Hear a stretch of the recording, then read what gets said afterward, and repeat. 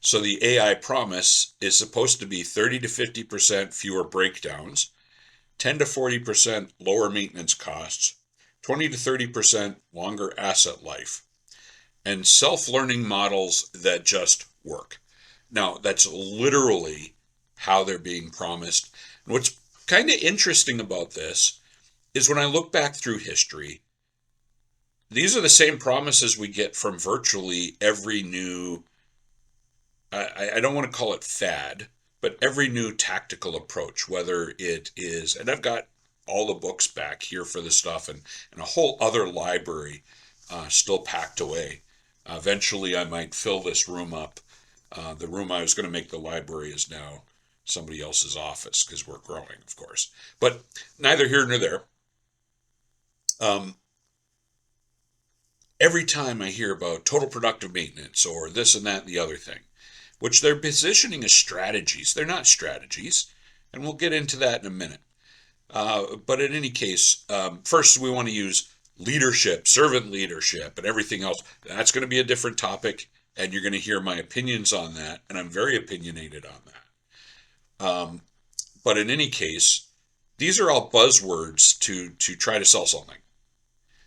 And what actually came about, what the plants actually have experienced, and this has been a big pushback yet again because most of these AI things, because they're so popular, means that our reliability and maintenance costs and impact are now being seen in the C-suite, which we would think would be great, except we have the C-suite making the decisions on this stuff without involving reliability and maintenance normally.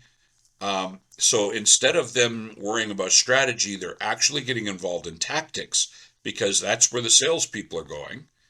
So what it actually has meant was added work orders from false alarms and noisy alerts, new subscription integration and sensor costs, dashboards and AI scores that crews don't understand.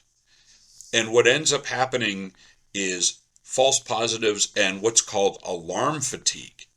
Oh my God, information overflow. I literally did an article and an audio podcast on this issue, and I called it Future Shock.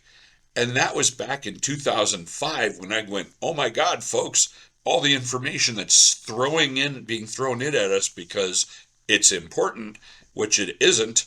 Um, People are being overwhelmed with this stuff, so real information is being missed. So then they go, oh, well, we're going to then take care of that with AI, but we're not going to do it from a machine learning standpoint, meaning we're not going to use data scientists or even data engineers. We are going to go ahead and throw it into an AI. Boom. Okay, so they took the word machine learning, they called it AI, and they're saying, buy our crap and you can throw in all of your garbage and you can expect to put garbage in and get good data out. 99.9% of the systems out there are doing just that.